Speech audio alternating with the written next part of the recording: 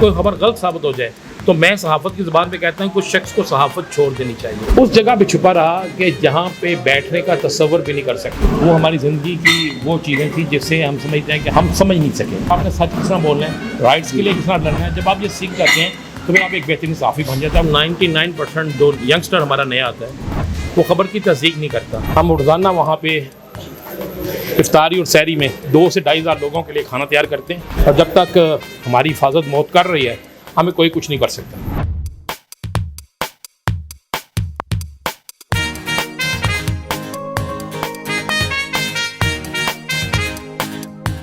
अस्सलाम वालेकुम नाज़रीन, मैं हूं रज़ा शराजी और आप देख रहे हैं गपशप विद शराजी यूट्यूब चैनल। आज हमारे साथ हैं पाकिस्तान के नामवर एंकर पर्सन, किसी तारुफ के मुताज नहीं आए, आपकी मुलाकात करवाते हैं राना अजीम साहब के साथ। अस्सलाम वालेकुम सर। वालेकुम अस्सलाम। सबसे पहले आपका बहुत शुक्रिया कि आपने हमें टाइम दिया है, चाहे जिम में ही दिया है। चलें कोई बात नहीं। देखें मेरे लिए तो ये सरप्राइज़ है कि जिस शराजी को मैं जानता था आज शराजी भी हमारी ही सफ़ में एक सहाफ़ी है। आपकी नवाजिश है सर। जी शराजी भाई, आप बताएं कि कितने साल हो गए आपको इस कैरियर में? लेकिन मुझे 22 साल हो गए अल्हम्दुलिल्लाह। और मैंने ये चूँकि मैं जिस दिन इस शोबे में आया था तो मुझे पता ये कि पैगम्बरी शोबा है जी। हम आए यहाँ पे मेहनत की और मैं कह सकता हूँ कि अल्लाह का खास करम है।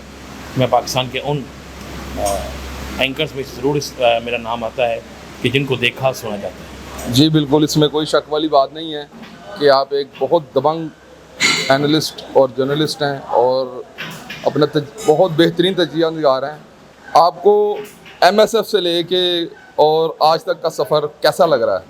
देखिए मैं समझता हूँ जो स्टूडेंट पॉलिटिक्स जब हमने की उस वक्त का जो सफ़र था वो हमारी ज़िंदगी की वो चीज़ें थी जिससे हम समझते हैं कि हम समझ नहीं सके। लेकिन MSF में भी हमने स्टूडेंट पॉलिटिक्स के दौरान बड़ा कुछ सीखा।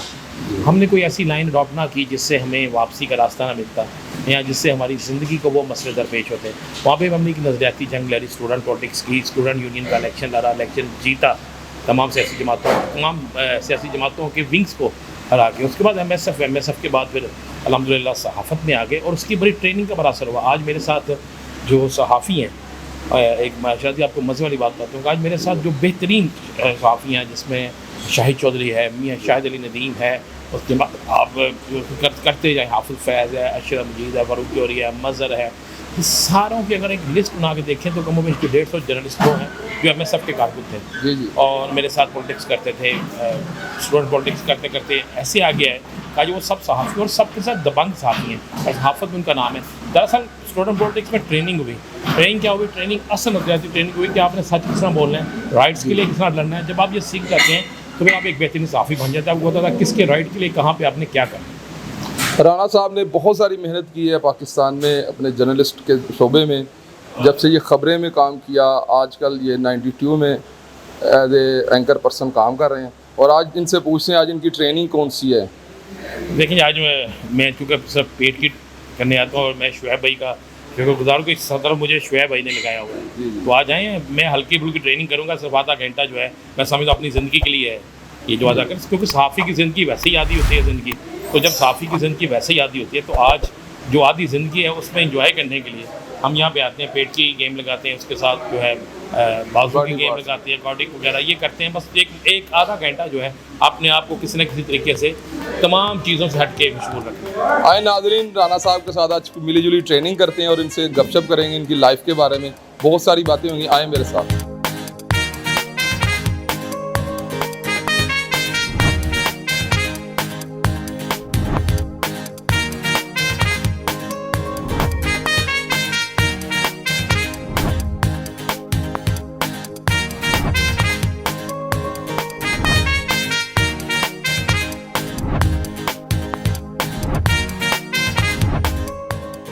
जी राना साहब, आप का तो बड़ा जुर्रत और बड़ा डर वाला काम कर रहे हैं, तो कभी आपको किसी का वीलॉग करते हुए या कभी किसी के बारे में ब्रेक करते हुए खबर आपको कभी खौफ आया हो किसी के बारे में?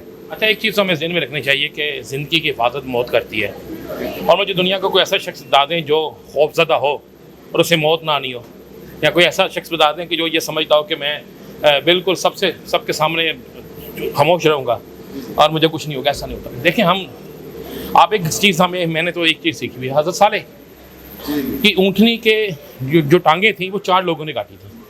और पूरी बस्ती को जो निस्तो नबूद कर दिया गया था, अजाब उस पूरी बस्ती भी आया था, इसलिए कि बस्ती के बाकी लोग वो तमाशा देखते रहे, खामोश रहे। तो अगर आपने अल्लाह के हजूर पेश होना है और अल्लाह के हजूर पेश होकर ये कहना है कि अल्लाह तूने मुझे जो अता किया था मैंने उसके मुताबिक जितना मुमकिन हो सका मैं करता रहा, तो फिर आपको सच बोलना होगा। और सच को आँच नहीं है। जो लोग सच बोलता है शख्स, जो मैं नहीं समझता उससे कुछ कर, देखिए हुकूमतों का काम, दीगर अदारों का काम होता है वो आपको दबाएं।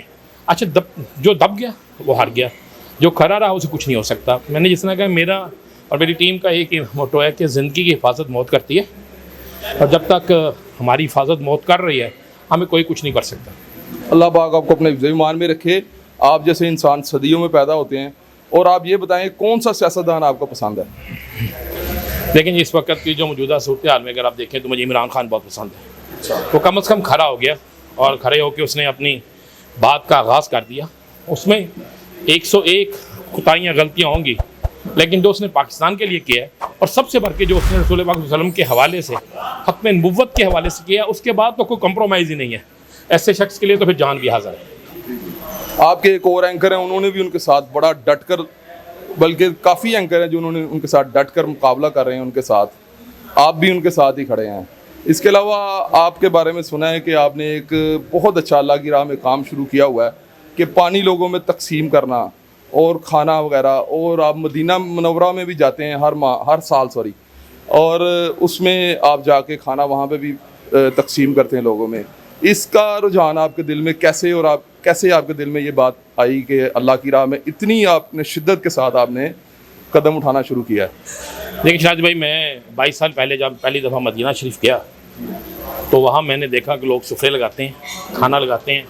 तो मैंने रसूल पाक सल्लल्लाहु अलैहि वसल्लम के दर पे जाकर अर्ज़ किया कि या रसूल अल्लाह, मुझे भी ये तौफ़ीक़ अता फरमा और मुझे अपने दर का लांगरी बना ले। वहाँ मैंने पहली दफ़ा 3 बैग तकसीम किए। उसके बाद मैंने वहीं से लेकर पराठे और लेग पीस ये बांटने शुरू किए। फिर उसके अगले साल मैंने अल्हम्दुलिल्लाह खुद पकाना शुरू कर दिया, और आहिस्ता आहिस्ता इस दफ़ा भी 22 साल मुकम्मल हो गए हमें। और हम अंजुमन नज़राने मदीना ने हम रोज़ाना वहाँ पे इफ्तारी और सहरी में 2 से 2.5 हज़ार लोगों के लिए खाना तैयार करते हैं, अपने हाथ से तैयार करते हैं और अपने हाथ से बांटते हैं। अच्छा, इसमें किसी का पैसा नहीं है, हमने अपनी सैलरी और अपने दीगर जो हमारे कारोबार हैं उनमें से 25% यही अल्लाह ताला की रज़ा के लिए रखा हुआ है, क्योंकि अल्लाह से कारोबार करने से आपको बहुत कुछ मिलता है। जहाँ तक पानी का मामला है, मैंने एक सिलसिला शुरू किया हुआ है कि मैं रोज़ाना घर से नेस्ले की बोतलें लेके, वो कमोबेश को 200 होती बोतलें, रात को हम फ्रिज में लगा देते हैं। सुबह जब ठंडी होती हैं तो हम गाड़ी में रखते हैं, साथ हम खाना रखते हैं, रोटियाँ रखते हैं। खाना और रोटी जब तकसीम करते हैं वो हम नहीं दिखाते, लेकिन पानी जब हम बांटते हैं ज़रूर दिखाते हैं, इसलिए कि लोग जो हैं वो करें। देखिए, आप घर से निकलते हैं, रास्ते में आपको बहुत से लोग मिले होंगे जो बेचारे बड़े गरीब हैं, मजदूर हैं, सड़कों पे खड़े हैं। अगर आप उन्हें एक पानी की बोतल पिला दें तो आप समझिए इससे बड़ा सदका कोई नहीं। आपने दुनिया और आखिरत जो है दोनों अपनी बेहतर कर ली। तो ये काम कर रहे हैं। मैं भी सबको, सारी कौम को ये कहूँगा कि आप एक बर्गर लेने जाते हैं, 1000-1200 रुपया खर्च कर देते हैं। अगर उसमें से 100 रुपया आप किसी मुस्तहिक पे खर्च करें तो आपको दुनिया और आखिरत की दौलत से आप मालामाल हो जाएंगे। और इस तरह पानी पिलाना सबसे बड़ा सदका जारिया है। और ये जी बेशक नाजरीन, पानी पिलाना एक सदका जारिया है। और राना साहब इस पर पूरी कौम को ये कह रहे हैं कि परिंदों के लिए और मस्तिष्क लोगों के लिए खाने का और पानी का बंदोबस्त कीजिए। अल्लाह ताला आपकी तौफीकात में इजाफा फरमाएगा। गुफ्तगू राना साहब के साथ जारी रहेगी इंशाल्लाह। अभी ये किसी और ट्रेनिंग पे जाते तो इनसे बात करते। जी राना साहब, कोई ऐसी खबर जिसमें आपको ब्रेक करते हुए बहुत ज़्यादा मुश्किलात पेश आई, या उसे तलाश करते हुए बड़ी ज़्यादा मुश्किलात पेश आई? मुझे अच्छी तरह याद है कि जब मुशर्रफ ने को किया और जब मुशर्रफ ने हुकूमत ली और मियां नवाज शरीफ जो है इन्हें गिरफ़्तार भी किया गया, तो उस वक्त मुझे अच्छी तरह याद है कि हम सब गवर्नर हाउस में थे। तो टीवी चैनल उतने होते नहीं थे, ना होने के बराबर थे। यूट्यूब का तो तसव्वुर नहीं था, सोशल मीडिया का भी तसव्वुर नहीं था। तो हम सबको गवर्नर हाउस के अंदर भाई पता चला जी हसास दारे आ गए, आर्मी आ गई है, और हम सब गवर्नर हाउस के अंदर कैद होकर रह गए। अब बहुत से सहाफ़ी जो थे वो कई घंटे अंदर रहे। अब ख़बर किस तरह बाहर निकालनी है, तो मुझे अच्छी तरह याद है कि मैं बड़ी मुश्किल से, मैंने किसी तरीके से भी, वो मैं इसलिए नहीं बताऊँगा कि बड़ी मुश्किल से मैं गवर्नर हाउस से बाहर निकला, उन तमाम नज़रों से ओझल होकर, और मैं उस जगह पे छुपा रहा कि जहाँ पे बैठने का तसव्वुर भी नहीं कर सकता। बदबू भी थी, जारियाँ भी थी, और बड़ा और मैं वहाँ बैठा रहा। फिर 1 घंटे बाद मैं बड़ी मुश्किल से वहाँ से निकला, बाहर निकला, और बाहर निकल के मुझे अच्छी तरह याद है कि अल्लाह जन्नत नसीब करे ज़िया शाही सब जिंदा थे। तो मैं भागा उस वक्त आपको पता मोबाइल सर्विस बंद हो गई थी सर। ऑफिस किया तो ज़ाहिर साहब बैठे थे, मैंने उन्हें बताया ये जैसे ऐसी हो गया है और ये जर्नलिस्ट जो है फ़लाँ जगह पे मौजूद है और ये इस तरह कू कर लिया गया है और ये सारा कुछ हो गया। उस वक्त मेरा ये क्रेडिट था कि जिस वक्त मैं पहुंचा तो उस वक्त तक भी लोगों को ये इल्म नहीं था कि ये कू हो गया और इतना खौफनाक हो गया। वो ख़बर मैं ज़िंदगी में नहीं भूलता। उसमें मुझे ज़िया साहब ने बड़ी शाबाश दी। उन्होंने कहा कि अभी ज़मीमा, चूँकि ज़मीमा निकालने लगे थे, ज़मीमा तैयार हो गया, लेकिन क्योंकि माशाल्लाह था, सेमी माशाल्लाह था, तो ज़मीमा तो नहीं बिक सका, लेकिन मेरी वो ख़बर जो थी वो मेरे क्रेडिट के लिए एक यादगार बन गई। और दूसरी ख़बर मैंने अब जब नवाज शरीफ की गवर्नमेंट जा रही थी, जब सुप्रीम कोर्ट से फ़ैसला आना था, तो वो भी मुझे क्रेडिट है कि मैंने वो सबसे पहले ख़बर ब्रेक की और मैंने एक दिन पहले अपने प्रोग्राम में कहा कि मुतवक्को फ़ैसला ये हो सकता है। उसके बाद सेनेट के इलेक्शन में सजरानी साहब कितने वोटों से जीतेंगे, पहले जब अदम इत्मीनान आई, ये कुछ चीज़ें ऐसी थी कि जो सोर्स आपको उस वक्त बताते हैं जिस वक्त वो समझते हैं कि ये फ़लाँ एंकर जो है या फ़लाँ रिपोर्टर जो है ये ख़बर को सही तरीके से प्ले कर सकेगा। लेकिन सबसे मुश्किल ख़बर वो परवेज़ मुशर्रफ वाली थी। और उसके बाद तो रोज़ाना, अब तो हम T20 नहीं खेल रहे हैं, T10 खेल रहे हैं। रोज़ाना एक अच्छी खबर देंगे, एक ब्रेकिंग देंगे तो हमें लोग सुनेंगे, अगर ब्रेकिंग नहीं देंगे तो हमें नहीं सुनेंगे। जी नाजरीन, ये वाहद जर्नलिस्ट हैं जिन्हें हम रोज़ाना देखते हैं कि ये रोज़ाना की बुनियाद पे कोई ऐसी खबर ब्रेक करते हैं जो आने वाले कल की खबर होती है, और इनके ज़राए पता नहीं कौन सी जगह से आते हैं और कहाँ से ये ज़राए के लिए बात करते हैं। ये यही कहते हैं कि मेरे ज़राए ने बताया, मेरे ज़राए ने बताया। और अब इनसे ये पूछेंगे कि क्या ये हमें बताना चाहते हैं कि इनके ज़राए इनको इतनी देर पहले कैसे खबर दे देते हैं। जी राना साहब, देखें, एक बात तो दिन में रखिए, सहाफ़त का ये असूल है कि ना ज़राए बताए जा सकते हैं, हम अदलिया को भी ज़राए नहीं बताते, और ये तो मुमकिन नहीं है। अगर आपने ज़राए बता दी तो फिर आप सहाफ़ी नहीं हैं, फिर आपने अपने पहली खिलाफवर्जी कर दी जो आपकी सहाफ़त का असूल था। ज़राए होते हैं, उसका नाम ना लिया जा सकता, ना लेंगे। हमने इसके लिए, मैंने तो इसके लिए सज़ा भी काटी है, ली है, मुझे 3 माह जेल में भी इसमें एक केस में जाना पड़ा कि आप खबर बताएं, आपके पास कहाँ से, हमने नहीं बताया।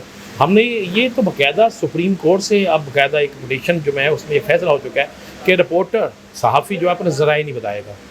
तो इसलिए ज़राए तो अब मत सोचिए, पीका एक्ट के खिलाफ मैं क्यों गया था अदालत में कि वो भी ये पूछते थे कि आप ज़राए बताएं, क्यों ज़राए बताएं। अगर खबर गलत है तो अदालतें मौजूद हैं, आप हमें सजा दें, आप हमारे खिलाफ केस करें। अगर दुरुस्त है तो फिर मैं ज़राए नहीं बताऊँगा। राना साहब एंकर पर्सन होने के साथ साथ हमारे बड़े भाई भी हैं और इनसे हमें सीखने के लिए बहुत कुछ मिलता रहेगा इंशाअल्लाह ताला।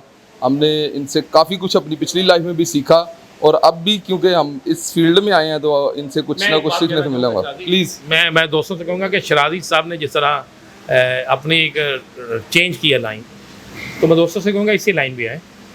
आप दबंग भी हैं, आप बहादुर भी हैं, आप लड़ना भी जानते हैं, हक़ के लिए बोलना भी जानते हैं, तो फिर अपनी एनर्जी को इस तरफ लेकर आए जिस तरफ शराजी लेके आए।